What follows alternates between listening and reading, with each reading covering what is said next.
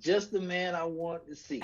I wanted to see everybody, but you on my list, sir. It's your fault that I cried twice. It's your fault.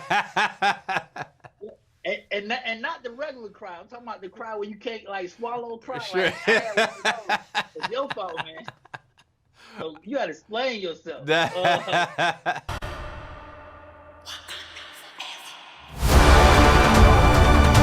Day one, Yep.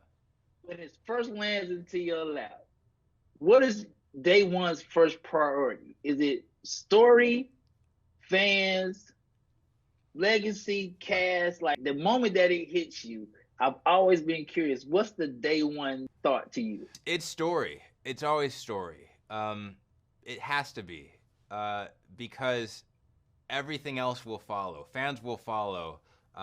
Cast will follow. If you really believe in a story and can have a story that feels emotional and real and organic, everyone else is going to come. And I think sometimes fans especially can be very vocal about what they think they want. And I think that's fine. I respect that. But you have to kind of block that out because sometimes you have to give them the best version of the story. And a lot of times I think they go, oh, actually, I wanted that all along. I think fans just want you to respect the source material. I think fans just want you to be as big of a fan of the thing they love as they are. And sometimes that is that comes across as, hey, do it like this. But what they're really saying is, just don't let me down, man. Like, I love this stuff. Don't let me down. So as long as you're trying not to let them down, I think you're in good shape.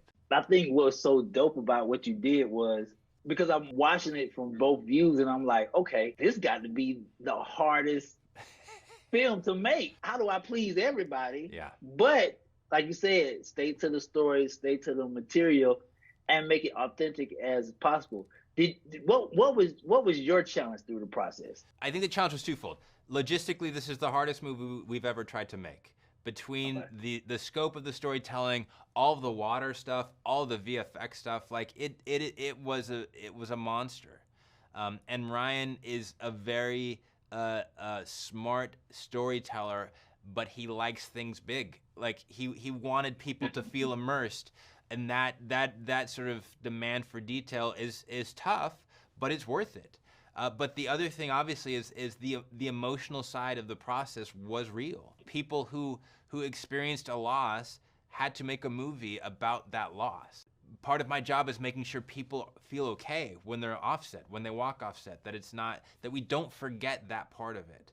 Because I think sometimes when we judge art, we remove the personal from it and say, well, why didn't they just do this? The personal it's intertwined. Unfortunately, it's always going to be intertwined, and the best art is intertwined, and you have to understand that people are making the art, and people have real lives and feelings, and that is as much a part of filmmaking as anything else. Well, great job. You owe me 2 handkerchiefs and some popcorn, man, when I see you, man. Yeah, you know that right now. Deal, Romeo. Good to meet you, man.